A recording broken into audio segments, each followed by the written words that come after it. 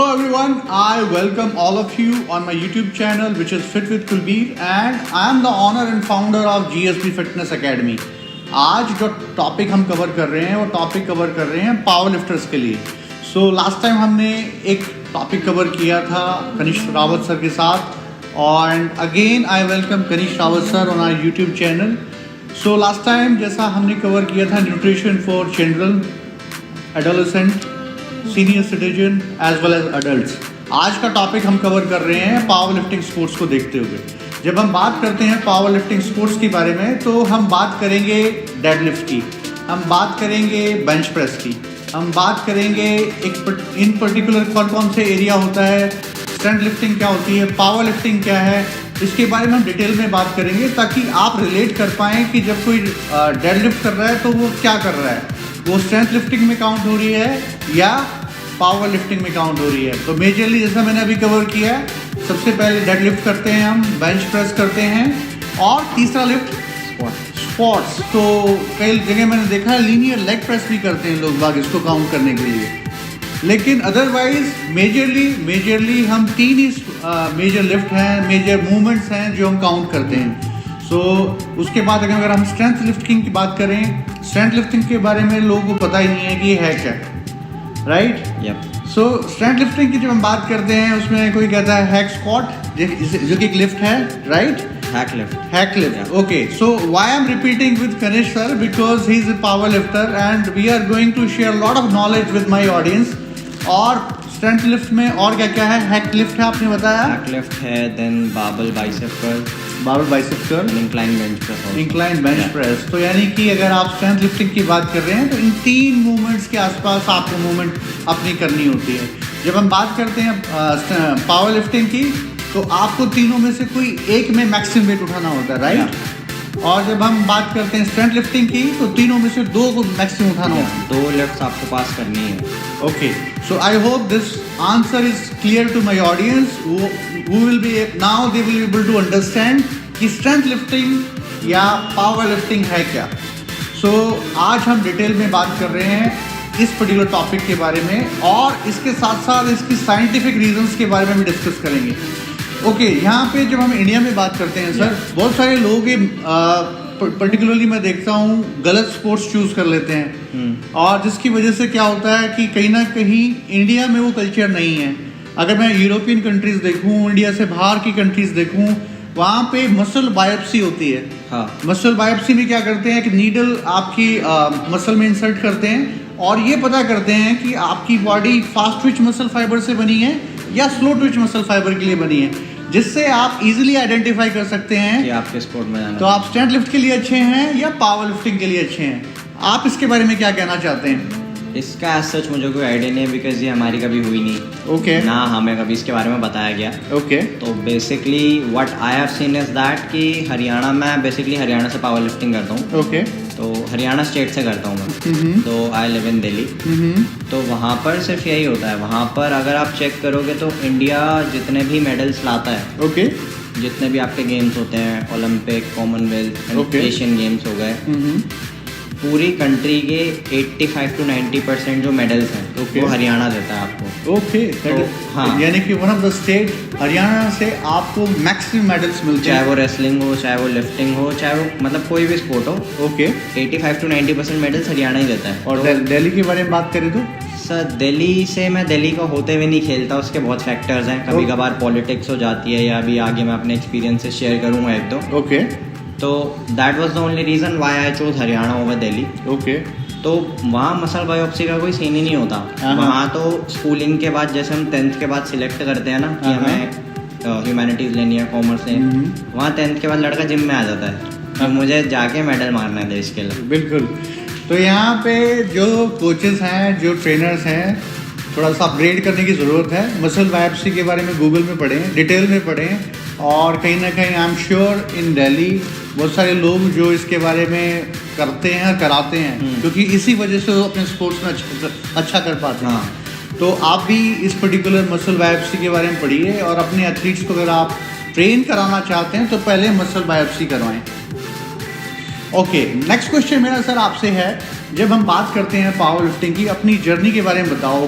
कौन सी particular age में आपने शुरू किया, कैसे हुआ ये, कुछ ऑडियंस ताकि रिलेट कर पाए किस पर्टिकुलर एज में वो शुरू कर सकते हैं। Particular age I do not remember because initially I used to compete in men's physique, जो मैंने आपको पिछले अपने इंटरव्यू में भी बताया होगा। ओके कि मतलब I joined gym back in 11th class. तो उसके बाद जब मैं फर्स्ट ईयर तक आया था तो मेरा एक इंटरेस्ट बन गया था इसमें। ओके, यानी कि उस वक्त आप 16 साल के थे। हाँ, कह सकते हैं। ओके, तो 16 साल में तो आपने शुरू कर दिया था। मेंस फिजिक में जो मेरा एक्सपीरियंस रहा था, आई वाज 17। You were 17। हाँ, मेंस फिजिक मैंने स्टार्टेड प्लेइंग तो पहले नेचुरल कैटेगरी होती है। ओके, बट वहाँ पर फिर ऐसा बहुत केसेस में मैंने देखा है कि नेचुरल एथलीट्स के साथ एनएंस लोग कम्पीट कर लेते हैं। एनएंस जो मतलब प्रॉपर साइकिल चला कर आते हैं। जो लोगों ने पीईडी यूज किया हुआ है, परफॉर्मेंस एनहेंसिंग ड्रग्स या स्टेरॉइड्स यूज किया हुआ है, तो वो आ जाते हैं। ओके, देन उसके बाद ये होता है कि जब आप compete करोगे, एक एनएंस एथलीट है, एक नेचुरल एथलीट है। ओके, आप कहीं स्टैंड ही नहीं करते, कोई कंपटीशन ही नहीं है। बिल्कुल ठीक है। हाँ, तो उस टाइम पर जब मैं प्रेप करता था तो हमारे ये कॉमन में थे, जैसे सपोज मैंने स्टेटस लगा दिया, मैं 110 की बेंच ले रहा था, मैंने 6 से 8 रेपिटेशंस मारे थे, तो आपने वो देख ली स्टोरी। ओके, तो आप पावर लिफ्टिंग के कॉम्पिटिशन्स में जाते रहते हैं। ओके, तो आपने मुझसे पूछा वेट कितना है। ओके, मैंने कहा 110। तो अब आपने पूछा कि कितने रेपिटेशंस ले लेते हो, बॉडी वेट कितना है। मैंने कहा बॉडी वेट है मेरा 58-60 के आसपास हो। ओके, आपने कहा परसों मेरे साथ चलो। ओके, तो एक कंपटीशन था बल्लभगढ़ में, हरियाणा में ओके, पड़ता है। हाँ जी, ओके, तो वहाँ पर बेंच प्रेस का कंपटीशन था ओके, और फुल पावर लिफ्टिंग भी चल रहा था। तो फुल पावर लिफ्टिंग में देयर इज अ सीन कि या तो आप बेंच खेल लो या आप डेडलिफ्ट खेल लो, ओके, और फुल पावर लिफ्टिंग में स्क्वाट भी इंक्लूड हो जाती है। हाँ जी, आपने और बेंच प्रेस और डेडलिफ्ट आप इंडिविजुअली खेल सकते हो। ओके, तो मैं बेंच खेलने गया था बेसिकली। तो वहाँ पर फिर क्या होता है, कंपटीशन होता है, अच्छे अच्छे लोग आए होते हैं, तगड़े तगड़े, और पहले मैं भी थोड़ा नर्वस होता हूँ, मेरा पहला गेम होता है, कुछ नॉलेज होती नहीं है। You were 17 on that time. हाँ, ओके, ऑलराइट। नॉलेज कुछ होती नहीं है। मैंने कहा यार चलो ठीक है, देखते हैं अपना भाई थोड़ा प्री वर्कआउट वगैरह, मतलब जैसे उन्होंने गाइड करा जो लेके गए थे। तो वहाँ पर मेरी बेंच 3 लिफ्टें हमें मिलती हैं। तो वो आपकी मर्जी है, या तो आप तीनों लिफ्टें मारो, बट आपको एक लिफ्ट ज़रूर पास करनी है जो आपकी बेस्ट लिफ्ट में चढ़ेगी। ठीक है। तो वहाँ पर पहले लिफ्ट मेरी गई थी 110, then 115, then third lift was 120। Okay, तो उधर मेरा पहला गोल्ड मेडल पड़ा था। At the same point of time I was the strong man in that category. Strong man वो होता है जो अपने मतलब जैसे उस टाइम मेरी एज 17 थी, तो मैं सब जूनियर खेला था। ओके, तो सब जूनियर में 50 बॉडी वेट से लेके 120 प्लस तक, ओके, जो अपने वेट के अकॉर्डिंग सबसे ज़्यादा लिफ्ट मारता है उसको स्ट्रॉन्गमैन टाइटल मिलता है। ओके, तो फिर वहाँ से मेरी जर्नी स्टार्ट हो गई थी पावर लिफ्टिंग की। ओके, तो व्हेन ही वाज 17 तब आप शुरू कर चुके थे। और ज़्यादा टाइम मैं रहा नहीं, मैं 1 ही साल रहा हूँ पावर लिफ्टिंग में। ओके, और स्ट्रेंथ लिफ्टिंग भी मैं खेला हूँ थोड़ा बहुत बीच में। तो फिर इंजरीज इतने हो गए थे और कुछ अपने पर्सनल रीजंस थे, तो 1-1.5 साल ही मैंने पावर लिफ्टिंग खेली है। उसके बाद बंद कर दिया था। हाँ, अभी मेरा बीच में स्पोर्ट्स रिहैब भी चला था 6 महीने का। उसके बाद स्ट्रेंथ लिफ्टिंग का एक game I played Palwal district में, तो उसमें मैंने अपना ही रिकॉर्ड ब्रेक करा था बाय 30 kgs। देन उसके बाद से अभी कोई गेम खेला नहीं है मैंने। तो जब हम बात करते हैं इंजरीज की, तो हमारा मास्टर पर्सनल ट्रेनर कोर्स है ACASM है, जिसमें हमने डिटेल में इसके बारे में पढ़ाया है। सो पावर लिफ्टर्स क्योंकि डेडलिफ्ट कर रहे होते हैं, उनकी लंबर, उनका थोरेसिक रीजन या लोअर बैक एरिया इंजर होने का सबसे बड़ा रीज़न हो सकता है। तो अगर आप इसके बारे में डिटेल में पढ़ना चाहते हैं तो आप हमारी वेबसाइट से हमारे कोर्सेज को भी अवेल कर सकते हैं और अपने आप को अपग्रेड कर सकते हैं। मैं आपकी इंजरी के बारे में बात कर रहा था, तो आपको किस तरह की इंजरी हुई, आपने फिर कैसे क्या रिहेबिलिटेशन किया? सर, जो मेरी सबसे बड़ी इंजरी थी, I was preparing for a competition which was organized by WPC, world power lifting congress. Okay, तो 2 हफ्ते पहले गेम से मैं बेंच प्रेस ले रहा था, वार्म अप सेट अपना 110 का। ओके, तो वो स्लिप हो जाता है, मैं शायद पाउडर थोड़ा लगाना भूल जाता हूँ जो चॉक पाउडर हमें मिलता है। ओके, तो स्लिप हो गया ना, ऐसे रिप्स पे गिरता है रॉड। हाँ, वो वीडियो भी मेरी बहुत वायरल हुई थी बीच में इंस्टाग्राम पे। तो बड़ी जान भी जा सकती है, वेरी रिस्की। तो वो मतलब प्रॉपर वीडियो लोगों ने देखी थी, बहुत वायरल हुई वो। ओके, आधा रीजन वो भी था, मैं बहुत पॉपुलर हो गया था। ओके, तो मेरा ये फ्रैक्चर हो गया था रिब्स। ओके, हाँ, when you are doing the bench press, हाँ, तो ये भी एक इंजरी का एरिया होता है। यहाँ पे अगर हम देखें जो आपकी ग्रिपिंग है, जहाँ पे मुझे लगता है आप शायद ऐसे ग्रिप करते मैं डेथ ग्रिप पकड़ता हूँ। हाँ। तो ये एक तो ये ग्रिप हाँ। है जब आपकी बार आपके बीच में होती है, हाँ। और कुछ लोग मैंने देखा है ऐसे ये ग्रिप नहीं मानी जाती, ग्रिप यही होती है। तो इसमें से भी स्लिप हो गई थी। वो ऐसे मैं उठा रहा था तो यूं मतलब ऐसे फिसल के गिरे, बिकॉज 110 लिफ्ट करना is something which is very difficult. तो यहाँ पे मैंने चॉक पाउडर नहीं लगा रखा था। ओके। तो वो अब स्लिप हुआ, और ऐसा हुआ कि वो कोई पीछे स्पॉटर भी खड़े थे जो मेरे कोच हैं, हाँ। गुरु जी थे। तो 110 तो सर कोई ऐसे पकड़ ही नहीं सकता, हवा से गिरा बहुत है। हैवी है, सीरियसली। हाँ। तो यहाँ पे आप देख सकते हो इन्होंने अपनी एक इंजरी शेयर की है, जो कि ये जब बेंच प्रेस परफॉर्म कर रहे थे इनकी रिब्स टूट गई थी। तो आप देख सकते हैं एक बहुत खतरनाक एक्सीडेंट हुआ है। ऐसी डेडलिफ्ट में बहुत सारे एक्सीडेंट्स हो सकते हैं जो आप करते हैं। और इसके साथ साथ हम जब मैंने देखा है जो बहुत ज़्यादा हैवी वेट उठाते हैं, जैसे स्ट्रेंथ लिफ्टिंग की बात करें, तो अगर आप बाइसेप्स कर्ल कर रहे हैं तो कई बार आपका बाइसेप्स भी टियर हो जाता है। हाँ। आपने कभी ऐसा कोई एक्सीडेंट देखा है, कैसा कुछ? ऐसा कुछ मैंने इसमें तो नहीं देखा, बट इंक्लाइन बेंच प्रेस पे मैंने ज़रूर देखा है। ओके। एक साथ में ही भैया थे, हम वर्कआउट कर रहे थे। तो मैं तो वही अपना 110-115 तक जा रहा था। तो उन्होंने थोड़ा ओवरलोड कर लिया था, तो उनकी जो अपर पेक्टोरलिस होती है ना, ओके, क्लेविकल बेसिकली। हाँ, बेसिकली क्लेविकल, ये पूरी ऐसे गायब हो चुकी थी, यहाँ से टूट गई थी, निकल गई थी, गायब। ओके। तो ये सिनेरियो था जहाँ पहली बार मुझे थोड़ा डर लगा था। ऑल दो इंजरीज मेरे बहुत हुई हैं, जैसे रिब्स मेरे फ्रैक्चर थे, मेरा ये लेफ्ट शोल्डर फ्रैक्चर हो चुका है। ओके। सर्विकल लॉर्डोसिस मेरी इस साइड की गायब है। गायब है? मैं हाँ, जितने लोग इंस्टाग्राम पे उन्होंने सब देखा हुआ है। फिर मेरे डिस्क में दिक्कत है L3 L4 में, ये हैक लिफ्ट का टाइम हुआ था। मैं 220 की वार्म अप प्रैक्टिस कर रहा था, तो जैसे ही मैंने पुश लिया उठने के लिए, मैं वैसे ही 2 बार बम्प हो गया सीधा नीचे। ओके। तो 1-2 बार तो मैं व्हील चेयर पे रहूँ। Okay, so now these are the serious accident which can happen to you. तो अगर आप पावर लिफ्टिंग या स्ट्रेंथ लिफ्टिंग खेलना चाहते हैं तो आपको इन चीज़ों के बारे में डिटेल में सोचना पड़ेगा और अपने कोच से डिटेल में डिस्कस कीजिए। ऐसी कोई मूवमेंट मत कीजिए जिससे आपकी सीरियस इंजरी हो जाए। बिल्कुल।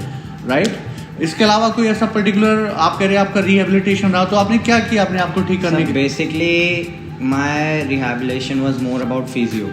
ओके, उसमें क्या किया गया? तो फिजियो में बेसिकली बहुत सारी थेरेपीज होती हैं, कुछ अल्ट्रासोनिक थेरेपीज होती हैं, कुछ एक्सरसाइजेज होती हैं, प्लस आपके ऊपर थोड़े से रेस्ट्रिक्शंस लग जाते हैं कि बाय द सेकेंड वीक आप सिर्फ 30% लोड लोगे, बाय द नेक्स्ट 3 वीक्स आप 60% लोड तक लोगे।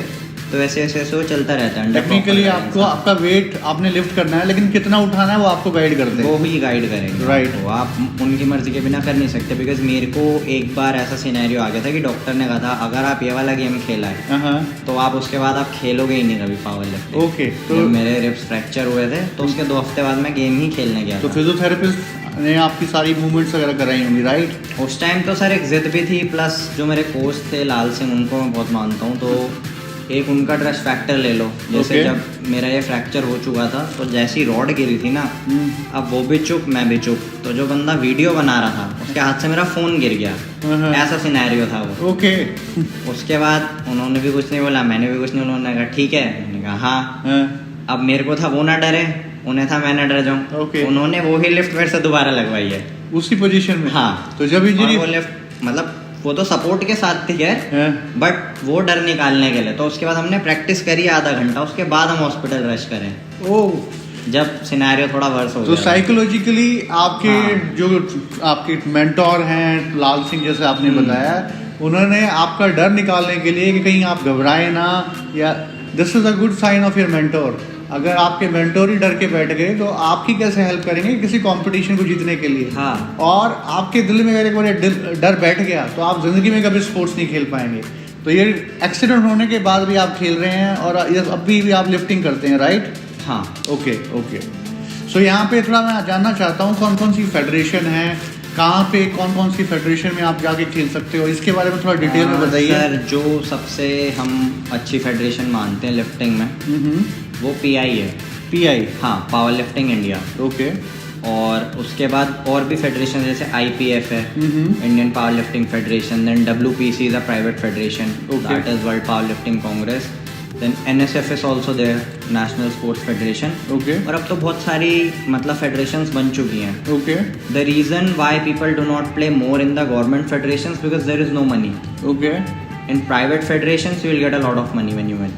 इसमें कोई जॉब वगैरह मिलने की श्योरिटी रहती है, गवर्नमेंट जॉब? पहले बहुत था बट आज के टाइम पे ये चीज़ नहीं है, इसलिए लोग मतलब पीआई भी जो खेलते हैं उन्हीं की लगती थी पहले। तो पीआई और आईपीएफ जहाँ तक मुझे पता है पहले एक ही फेडरेशन थी। ओके। तो इनके आपस में कुछ ग्रजेस हुए थे तो ये अलग अलग हो गए थे। ओके। बट आज के टाइम पे जो प्राइवेट फेडरेशन ज़्यादा निकल रही है ना, they are offering you lot of money. आप जैसे मैं स्ट्रॉन्गमैन बन चुका हूँ 4-5 बार, तो अब ऐसी फेडरेशन आ चुकी हैं जो स्ट्रॉन्गमैन बनने पे आपको 50,000 1 लाख कैश देती हैं। Okay. On the spot stage पे कंपटीशन के टाइम में रिजल्ट अनाउंस हुआ, आपका नाम है, स्टेज पे आपको कैश मिलेगा। Very good, that is a very good motivating factor for the athletes. Yeah. If they are getting paid immediately, आप मोटिवेटेड रहते हैं और आप दोबारा खेलने की तैयारी करते हैं। Yes, and it is much more than body building. I would से बॉडी बिल्डिंग तो सर एक क्रेज है लोगों में। ओके। बिकॉज वो पागल ही रहते हैं एकदम बॉडी के पीछे। बिल्कुल, और बिल्कुल। 2-3 दिन पहले नमक छोड़ना, पानी छोड़ना, देन आपको सुबह 10 बजे बुला लिया जाएगा और रात के 8 बजे स्टेज पे चढ़ाया जाएगा। हाँ जी, हाँ जी, body building is all about हाँ। At the same point of time in power lifting आपको, जैसे मैं 60 के अंडर खेलता था। अच्छा। और 66 के अंडर भी मैं खेला हूँ। तो हमें वेट देना है, जैसे मेरा वेट 65 आ गया तो उसके बाद लिफ्टिंग के टाइम पे मुझे 3 किलो की छूट है।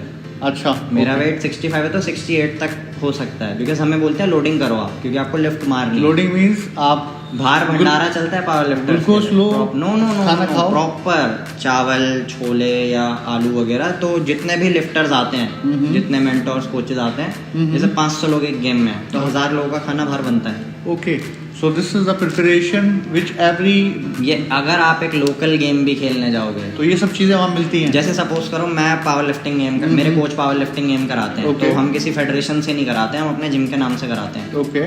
तो उसमें 200 लोग आ रहे हैं तो 300 लोगों का खाना बनता है। ओके, तो ये कई बार वेट देने के बाद छूट होती है कि आप वेट देने के बाद आप 3 किलो तक अपना बढ़ा सकते हो। बिकॉज अगर आपको वेट सर पुश करना है, बिकॉज पावर लिफ्टिंग आपको पावर चाहिए लिफ्ट करते हैं, बिल्कुल, तो कार्ब्स होने चाहिए बॉडी में।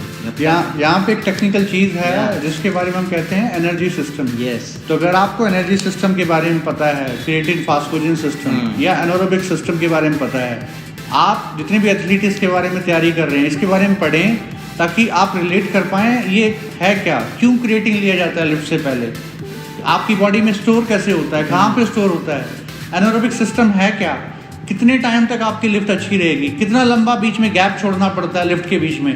तो ये टेक्निकल चीज़ें हैं जो हम अपने कोर्सेज में कवर करते हैं। हमारे कोर्सेज ACSM, NASM और NSCA कोर्सेज, इनकी हम कोचिंग कराते हैं online as well as offline. So हमारी वेबसाइट पर जाके आप मास्टर पर्सनल ट्रेनर या डिप्लोमा इन पर्सनल ट्रेनिंग भी कर सकते हैं, जिसमें हमने इन कोर्सेज के बारे में डिटेल में पढ़ाया है।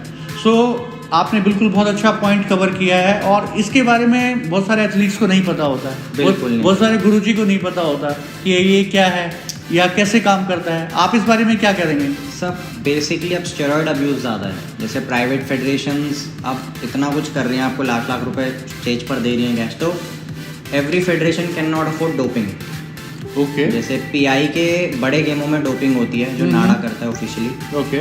बट बहुत सारे प्राइवेट फेडरेशंस में डोपिंग बिल्कुल नहीं होती। मैं ऐसे बहुत पावर लिफ्टर्स को जानता हूँ जो पीआई से बैन है। हाँ, बट वो नेशनल फेडरेशंस में कहीं भी चले, प्राइवेट फेडरेशंस में कहीं भी चले जाएं, लोग उनको माला बना रहे हैं, लोग उनका स्वागत कर रहे हैं, और वो ही वहाँ से स्ट्रॉन्गमैन लेकर जा रहे हैं। Why? Because of the steroids. हाँ, ड्रग अब्यूज़। तो यहाँ पे आप देख सकते हैं स्टेरॉइड अब्यूज़ की वजह से आप कहीं ना कहीं इतने सारे साइड इफ़ेक्ट्स आपको होते हैं, और साइड इफ़ेक्ट्स का कई बार तो लोगों की जान भी चली जाती है। लोगों को पता ही नहीं है ना ये चीज़। तो इसी को एजुकेट करने के लिए हमारी एक वर्कशॉप है, एनाबॉलिक स्टेरॉइड वर्कशॉप, जो हमने मोर देन 25-30 टाइम्स कराई है, और इसी वर्कशॉप को हम दोबारा लेके आ रहे हैं। हम दोबारा अनाउंस करेंगे ताकि हमारी ऑडियंस जो पढ़ना चाहती है, जो सीखना चाहती है कि एनाबॉलिक स्टेरॉइड्स कैसे अब्यूज़ करता है, इसके बारे में डिटेल में कवर करेंगे। इसके साथ साथ मैं कवर करना चाहता हूँ, आपने कितने मेडल्स जीते हैं, और ये मेडल जब आपको फर्स्ट टाइम मिला तो कैसा महसूस हुआ? So the first feeling is always great. I would say जब मेरा पहला गोल्ड पड़ा था, because it was very unexpected. Because मैं कहाँ पर अपना बॉडी बिल्डिंग की प्रेप पे था, रैंडमली किसी ने कहा चलो पावर लिफ्टिंग खिला के लाता हूँ। ठीक है।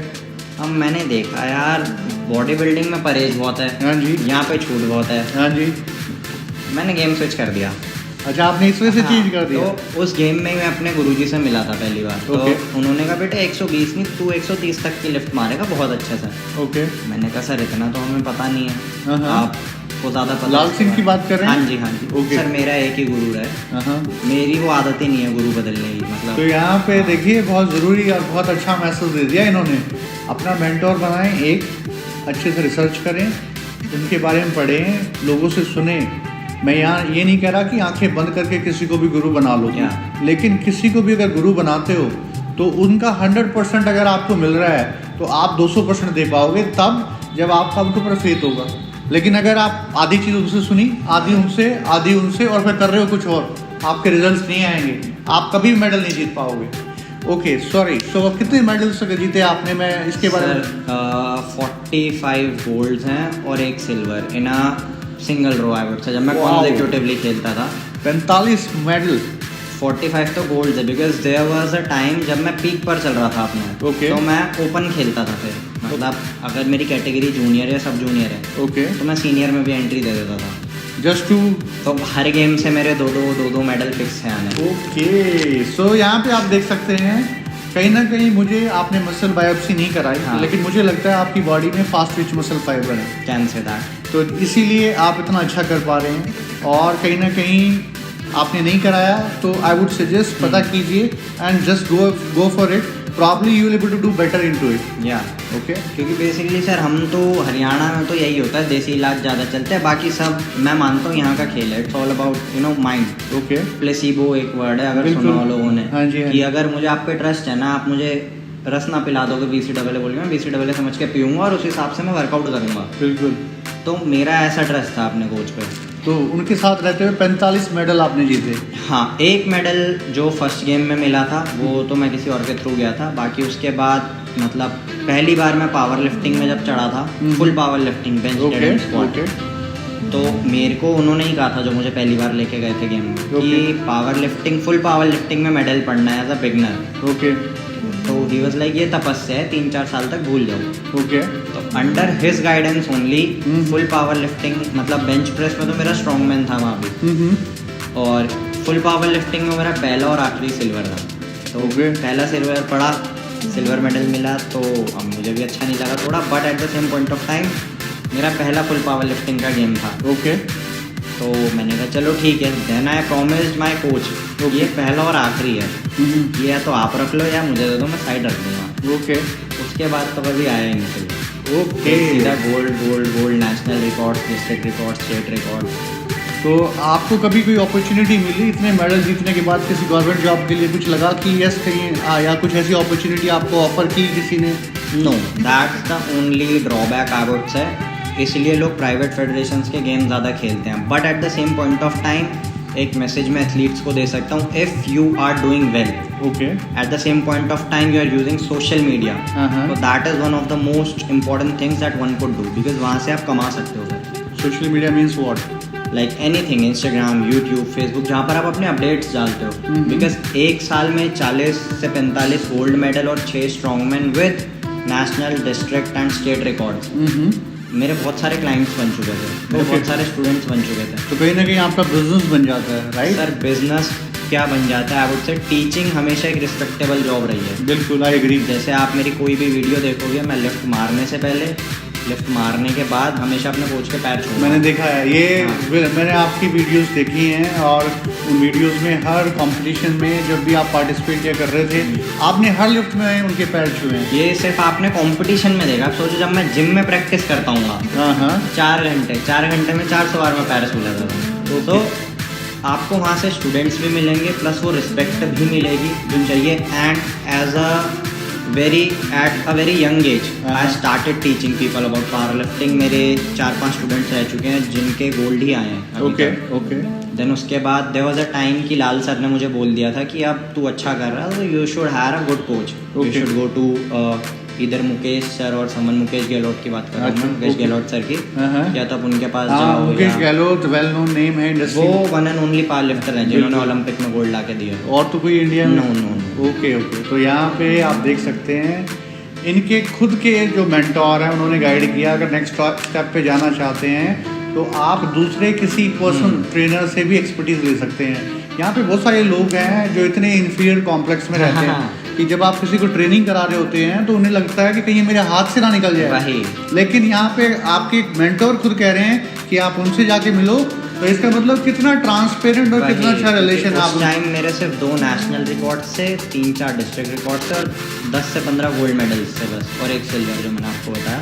तो at that point of time I told him कि ऐसा कुछ होता ही नहीं है कि कोई बेस्ट होता है कोई कुछ होता है, more about how you are trusting people, और आपका उन पर ट्रस्ट कितना है, वो आप पे कितना ट्रस्ट करते हैं। I said give me 1 year, जो आप देख रहे हो लोग बाग जिन्हें गुरुजी बोल रहे हैं सब आपको बोलेंगे। Okay.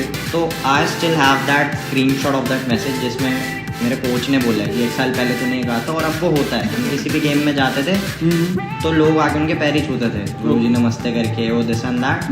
So this is the only thing जो उन्होंने बनाई है। ये गोल्ड मेडल सर कुछ नहीं है, आज मेरा रिकॉर्ड है कल कोई और तोड़ देगा। बिल्कुल बिल्कुल। बट जो रिस्पेक्ट उनकी लोगों के थ्रू बन चुकी है, जो मैंने बनवाई है, आई गेस वो मेरा लाइफ टाइम अचीवमेंट है। ये मेडल्स तो देन नथिंग, वो तो टूट ही जाएगा कभी ना कभी रिकॉर्ड, मगर वो इज्जत कभी खराब नहीं होगी उनकी बनी। Very good very good. तो आप जो लोग पावर लिफ्टर बनना चाहते हैं, जो इस इंडस्ट्री में आना चाहते हैं या इंडस्ट्री खेलना चाहते हैं, आप उनके न्यूट्रिशन के बारे में क्या कहेंगे? कैसा न्यूट्रिशन प्लान करना चाहिए? सप्लीमेंटेशन कैसे प्लान करना चाहिए? Supplementation, of course, if required. Protein तो I would recommend definitely. Plus at the same point of time I would recommend omega capsules, because कभी कभी हम लोडिंग इतनी कर लेते हैं तो हमारा जो कोलेस्ट्रॉल होता है ना वो एकदम स्पाइक करता है। तो जब हम तो जब कोलेस्ट्रॉल स्पाइक करता है तो ट्राइग्लिसराइड लेवल बढ़ता है। ओके। और उससे कार्डियक डिजीज अटैक्स या कार्डियक हेल्थ इश्यूज होने के बहुत चांसेस होते हैं। तो यहाँ पे बहुत टेक्निकल चीज़ आपके साथ शेयर कर रहे हैं, और इसके साथ साथ अगर मैं फिश ऑयल या इनकी बात करूँ, they are very good for your joints as well as your mental development as well. Above all they will maintain your triglyceride level. Okay, this is the main reason. या वो आपका cholesterol और जो triglyceride के levels हैं उसको maintain करेंगे। So this is a technical reason for those people who want to go for power lifting. या क्यों फिश ऑयल लिया जाता है आप रिलेट कर पाएंगे? ये आपके जॉइंट के लुब्रिकेशन के लिए तो है ही है। बॉडी बिल्डिंग में भी देखना, लोग पानी वानी भी जब छोड़ देते हैं स्टेज पे चढ़ने से पहले, या 2 दिन से पानी छोड़ा है बट वो ओमेगा खाना नहीं छोड़ते हैं। क्यों? बिकॉज यही रीज़न होता है, बहुत सारे एथलीट्स बॉडी बिल्डिंग में पोजिंग करते हुए हार्ट अटैक से गिर जाते हैं नीचे। Okay, so this is a very great tip is given by Kanishk. So मेरी ऑडियंस इसको देख रही है और अपने पॉइंट्स अपने नोट कर सकती है। फ्यूचर में कभी अगर आप इस कंपटीशन की तैयारी कर रहे हैं तो ओमेगा ज़रूर खाएं। और कौन कौन सी अपनी डाइट में क्या क्या चीज़ें रखनी होती हैं आपका? डाइट मेरी तो नॉर्मल जो घर की होती है वो चलेगी, बस आई मेक श्योर मैं अपना प्रोटीन इनटेक प्रॉपर रखूँ, और glutamine is one of the supplements which I personally use for the muscle recovery. Okay. BCAA I never use. Okay. And creatine की लोडिंग गेम के हिसाब से, गेम कितना पास आ रहा है कितना दूर जा रहा है, बिकॉज लोग क्या करते हैं, creatine is one of the most safest supplement. आप उसको 5 साल तक लगातार खाओ, कोई साइड इफेक्ट नहीं है अनलेस एंड अनटिल आप उसको एक्सेस में नहीं ले रहे। उसका लोडिंग का तरीका 5 ग्राम है पूरे दिन में। सर ये बदल के अब 3 ग्राम के स्कूप से लाने लग गया। Initially what used to happen कि कंपनी 5 ग्राम के स्कूप देती थी, ठीक है। अब लोगों ने यूट्यूब पे देख लिया क्रिएटिन हम 2 बार ले सकते हैं दिन में। ओके, यानी कि 10 ग्राम प्री और पोस्ट वर्कआउट ले सकते हैं। हाँ जी। उन्होंने सिर्फ ये आधी नॉलेज सुनी, प्री पोस्ट। उन्होंने ये नहीं पूछा कितनी क्वांटिटी में 2 बार ले सकते हैं, क्या पता 1-1 ग्राम लेना हो या 2-2 या 3-3 ग्राम लेना हो। ठीक है। अब 10-10 ग्राम क्रिएटिन जा रहा है बॉडी में, ठीक है, एक नॉर्मल चीज़ है। बट जो बंदा ऑलरेडी नॉन वेज खा रहा है, जो नॉन वेज सोर्सेज से क्रिएटिन इनटेक कर रहा है, चिकन खा रहा है, हाँ, उसकी बॉडी में तो क्रिएटिन का एक्सेस हो गया, ऑलरेडी हो गया, हेयर फॉल होगा फिर और 10 चीज़। बिकॉज सर दवा और जहर में सिर्फ डोसेज का फर्क होता है। बड़ा अच्छा स्टेटमेंट बोला आपने। दवा जहर में बस डोसेज का फर्क है। बिल्कुल। जो लाइफ सेविंग ड्रग्स है वो भी अगर आपको 1 एम्प्यूल ज़्यादा मिल जाए तो ऑन द स्पॉट डेथ हो जाती है। बिल्कुल बिल्कुल एग्री करता हूँ। तो creatine is one of the safest supplements, I do agree. Then उसके बाद जब ये केसेस बढ़ने लग गए क्रिएटिन पे, लोगों ने क्वेश्चन उठाए, तो कंपनी ने बोला कि 3-3 ग्राम ले सकते हो आप फ्री और पोस्ट। ओके। हमने 5-5 कभी रिकमेंड नहीं करा, ये यूट्यूबर्स ने करा था जो लोगों ने फॉलो कर लिया। तो इसको आप अपने पॉइंट्स को नोट Yes. कर सकते हैं अपनी डायरी में। आपके लिए 3-3 ग्राम की डोजेज आप ले सकते हैं। वो एक इंडिविजुअल के ऊपर है सर। ओके। चाहे आप 2-2 यूज़ करो, चाहे 3-3 यूज़ करो। हाँ, तो दैट इज़ द रीज़न। अब आप कोई भी क्रिएटिन ले लो, 3 ग्राम की सर्विंग का स्कूप आता है, अब 5 का नहीं आएगा उसके साथ। हाँ। ओके। इसके साथ ही हमारा कोर्स है sports nutrition course and supplementation, जिसमें हमने डिटेल में इसके बारे में भी कवर किया है। अगर आप पढ़ना चाहते हैं तो you can definitely do this course online with us. और अभी कुछ प्रमोशन, कुछ डिस्काउंट्स भी चल रहे हैं हमारी वेबसाइट पे। आप बेझिझक हमारे कस्टमर केयर से बात कर सकते हैं and you can avail this offer now. Alright, यहाँ पे हम बात कर रहे थे आपके न्यूट्रिशन के बारे में। तो आप घर का बनाई खाना खाते हैं, राइट? हाँ, तो जैसे हमारा हरियाणा में तो सर यही खासियत है कि घर का ही चलता है। दूध, दही, चावल, रोटी, सब्जी या गुड़ वगैरह जो चीज़ होती है, सप्लीमेंटेशन चलती हैं, बट सिर्फ उतना जितना दाल में नमक। ओके। एक्सेस पे नहीं जाते हम लोग। बिल्कुल। और ये मैं पर्सनली भी अपने जो नॉर्मल क्लाइंट्स हैं उन्हें भी मैं ये बोलता हूँ कि जब आप इन चीज़ों में पढ़ रहे हो, सप्लीमेंट्स में, ठीक है, you can take supplement, but Okay. सिर्फ उतना जितना आप दाल में नमक डालते हो। ओके। ओके। तो that is how my nutrition. I completely agree on this. अगर आपका बेसिक न्यूट्रिशन पूरा है, मैक्रो और माइक्रो न्यूट्रिशन की अगर हम बात करें, प्रोटीन का, फैट्स, आपके विटामिन मिनरल्स, आप हरी पत्तेदार सब्जियां, घर के फ्रूट्स, वेजिटेबल्स सब खा रहे हैं, तो आप अपने न्यूट्रिएंट्स पूरे कर रहे हैं। लेकिन जब वो पूरे नहीं होते और आपकी बॉडी की डिमांड है किसी पर्टिकुलर स्पोर्ट्स को लेते हुए, बॉडी बिल्डिंग, पावर लिफ्टिंग या कोई भी स्पोर्ट्स है, तब आपको सप्लीमेंटेशन पर स्विच करना चाहिए। Yes. Otherwise you don't need to go for it. इसके साथ साथ मुझे बताइए, अगर मैं, जैसे आपने बताया आपके कोच हैं लाल सिंह, हाँ। ऐसे अगर किसी को शुरू करना है तो किसके कहाँ से शुरू कर सकता है, किसको फॉलो करे? ऐसे कोई कोचेस की फेडरेशन है या कहाँ पे जाके कोई पर्टिकुलर कोर्स है जो कर पाएँ? कुछ गाइड करेंगे इसके बारे में लोग? सर कोच तो देखो मैं किसी और को जानता ही नहीं अपने कोच के अलावा, और ये चीज़ मैं रिकमेंड करूँगा नहीं कि आप किसी भी ऑनलाइन यूट्यूबर या पावर लिफ्टर से कुछ सीख लो। वाई? रीज़न बीइंग, अगर आज के टाइम पे सपोज इफ आप हो, आपने पावर लिफ्टिंग कभी नहीं करी, हाँ जी। आप आज के टाइम पे 20,000 की कॉस्ट्यूम, 10,000 की एसबीटी की कॉस्ट्यूम, 20-25,000 की बेल्ट, प्रॉपर एक कॉस्ट्यूम लेकर इस बैकग्राउंड पे पीछे इंडिया का झंडा लगा दो और एक डेडलिफ्ट सेटअप करने लग जाओ, हाँ। और थोड़ा बहुत उसको रेगुलर रखो, तो यूट्यूब एल्गोरिथम से आप उठ तो जाओगे, but that doesn't make you power lifter. But सामने वाले को क्या लगेगा ये पावर लिफ्टर है, ये पावर लिफ्टर है, और नहीं भी है तो भाई जब ये खुद इतनी इम्प्रूवमेंट कर रहा है तो हमारी भी करा दे और हम गेम में मेडल मार के आ जाएंगे। ओके। ऐसे नहीं चलता, ऐसे नहीं चलता। तो यानी कि आपको रिसर्च करनी पड़ेगी। हाँ। अगर किसी कोचेस सर बहुत हैं, बट मैं on this social media level में I किसी का completely नाम agree. नहीं लूँगा, हाँ। बिकॉज मैंने ना सबके बहुत बारीकी से मैंने चीज़ें देखी। I completely understand. बिकॉज एक साल में touchwood with my coach blessings मैंने बहुत ग्रो करा है इस फील्ड में, पावर लिफ्टिंग में। तो मेरे को सब लोग जानते हैं, जितने भी बड़े नाम होंगे ना इस पावर लिफ्टिंग के, मतलब सारे सीनियर्स हैं, मिलता हूँ मैं, पैर वैर छूता हूँ, और सबके साथ मैं कहीं ना कहीं किसी गेम में मिला हूँ, गया हूँ। ओके। तो मैंने बहुत चीज़ें देखी हैं जो मैं ऑन कैमरा नहीं बोल सकता, या मैं ऑफ कैमरा भी किसी को शायद ना बताऊँ ओके। कि आप यहाँ जाओ वहाँ जाओ, बिकॉज मैं सिर्फ अपने कोच को जानता हूँ, तो मैं उनके अलावा किसी का नाम मैं ले ही नहीं सकता।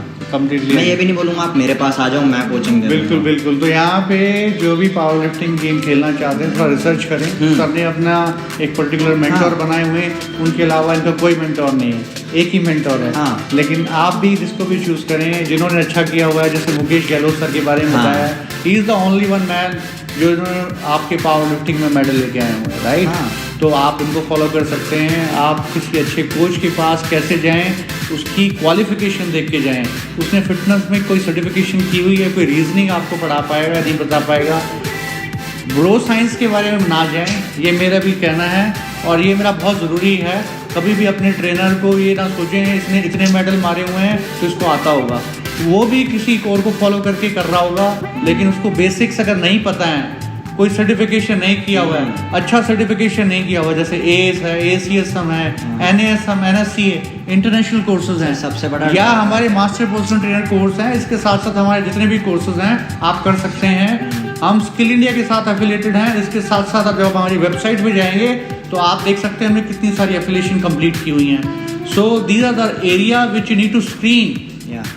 उसके बाद ही प्लान करें और चूज करें। अगर आपका ट्रेनर या कोच क्वालिफाइड नहीं है, उसके पास अगर डिग्री नहीं है, BSc MSc या मैं कहूँ फिजियो मास्टर्स, जब तक उसे बेसिक एनाटॉमी नहीं पता, बेसिक न्यूट्रिशन नहीं पता, तब तक आंखें बंद करके फॉलो ना करें। So I hope this message is right for the audience, ताकि आप रिलेट कर पाएँ कि पढ़ा लिखा आदमी जो एजुकेटेड है वही आपकी हेल्प कर सकता है आपके स्पोर्ट्स में आपको अच्छा करने के लिए। Yes, and eight the same point of time do not just push on one person only, because मैं अपने पावर लिफ्टिंग प्रैक्टिस की बात करूँ तो I always had Lal sir. Okay. मैं अपने न्यूट्रिशन की बात करूँ तो वो मेरे कोई और कोच हैं। ओके। फिर मैं जब बॉडी बिल्डिंग में था तब मेरे कोई और कोच थे। जब मुझे सप्लीमेंट्स के बारे में कुछ पूछना होता था तो तब मैं, मतलब हर फील्ड का आपके पास एक एक्सपर्ट होना चाहिए, बिकॉज जहाँ पर ब्रो साइंस और किताबें काम नहीं आती ना, वहाँ तजुर्बा काम आता है। बिल्कुल बिल्कुल। तो आप बहुत रिसर्च करके जाओ जहाँ जा रहे हो, और भरोसा सिर्फ अपने ऊपर रखो, प्रैक्टिस आप करते रहो, बाकी ऊपर वाला तो सर सब देख ही रहा है, बिना कभी आप सक्सेसफुल हो ही जाओगे। बिल्कुल बिल्कुल, दैट्स द ओनली थिंग। ठीक है, तो इसके साथ साथ एक चीज़ और बताइए, मैं ऐसे भी लोगों को जानता हूँ, आप भी जानते होंगे, जो मेडल्स नहीं लेके आ पाते और कॉन्स्टेंटली ट्राई कर रहे हैं, कोशिश कर रहे हैं। यहाँ पे एजुकेशन एक बहुत बड़ा एरिया है, तो किसको फॉलो कर रहे हैं आप, किससे साइंस, यहाँ पे एक बहुत बड़ा एरिया है। मेडल्स क्यों नहीं आ रहे, क्या इसके बारे में आप कुछ डिटेल में कहना चाहेंगे? Sir I would say lack of knowledge and proper experience. Knowledge इसलिए क्योंकि अगर आप एक गेम, मैं आपको एक प्राइम एग्जांपल देता हूँ, बहुत बड़े बॉडी बिल्डर हैं केल्विन लेब्रॉन। हाँ, मैंने सुना है इनके बारे में। उन्होंने 17-18 बार सिर्फ सिल्वर ही मारा है हर बार बॉडी बिल्डिंग में। हाँ, ओके। गोल्ड आज तक नहीं आया हूँ। हाँ, इतने सालों तक। ओके। जबकि उनका खुद का सप्लीमेंट ब्रांड भी है, और he was one of the most successful body builders. अगर हम आज के टाइम पे देखें, उनकी ग्रोथ अच्छी है as compare to other body builders. Okay. जैसे रॉनी कॉलमैन हम सब देख रहे हैं, उनका क्या चल रहा है। बिल्कुल। तो पावर लिफ्टिंग में भी कभी कभार यही हो जाता है, आप मेहनत तो कर रहे हो, आपके पास नॉलेज भी है, आपको डायरेक्शन चाहिए होती है। तो यहाँ पे अगर आप मसल बायोप्सी करा लेते हैं, एजुकेशन देख लेते हैं कि आपकी बॉडी में फास्ट ट्विच मसल फाइबर है या स्लो ट्विच है, तो आप उसी हिसाब से अपना स्पोर्ट्स प्लान कीजिए। This is the science. Do not just blindly follow anyone. सबसे पहले अपनी भी रिसर्च करो, अपना होमवर्क भी करो। किसी गुरुजी को पकड़ते हो, उनके ऊपर भी रिसर्च करो, उनके पास क्वालिफिकेशन डिग्री क्या है। तब अगर ये दोनों चीज़ें इकट्ठी होंगी, तब जाके आप आगे ग्रो कर सकते हो। हाँ। इसके साथ भी अगर आप कोई कोर्स करना चाहते हैं, तो हमने 2 नए कोर्स लॉन्च किए हैं। स्किन फोल्ड कैलिपर मेथड, जो कि आप किसी का फैट परसेंटेज मेजरमेंट करना चाहें, तो फैट परसेंटेज मेजरमेंट करके आप उसका डाइट प्लान कैसे बनाना है, न्यूट्रिशन कैसे प्लान करना है, आप इस कोर्स को हमारी वेबसाइट पे जाके अवेल कर सकते हैं। इसके साथ साथ एक और कोर्स लॉन्च किया है, जो कि how to measure blood pressure, hypertension. अगर हमें यही नहीं पता है कि आपको कितना नमक खाना है, आपका ब्लड प्रेशर की रेंज क्या है, क्योंकि कई बार पावर लिफ्टिंग में भी मैंने ऐसे एक्सीडेंट्स देखे हैं, आपका ब्लड प्रेशर बहुत शूट कर गया है, बॉडी बिल्डिंग में होता है। तो अगर आप पेंट हो जाते हैं, या राइट, तो अगर ये कोर्स करना चाहते हैं, तो आज ही हमारी टीम से कांटेक्ट करें। They will help you out in terms to enroll with the right course with us, and you will able to upgrade yourself. So here we are going to finish this episode, और thank you very much for coming and sharing your knowledge with the audience, ताकि आपने इतनी detail में power lifting sports के बारे में बताया, अपनी अचीवमेंट्स के बारे में बताया, आपने कोच का सिलेक्शन कैसे करना है, ये सब चीज़ें बताई। तो मेरी ऑडियंस से रिक्वेस्ट है, इस वीडियो को ज़्यादा से ज़्यादा लोगों तक पहुँचाएँ, ताकि जो लोग पढ़ना चाहते हैं, सीखना चाहते हैं, वो आंखें बंद करके ना फॉलो करें, पढ़ें और आगे ग्रो करें। So I hope you like the content of this video. Please like, share and subscribe. Have a great time. Thank you very much.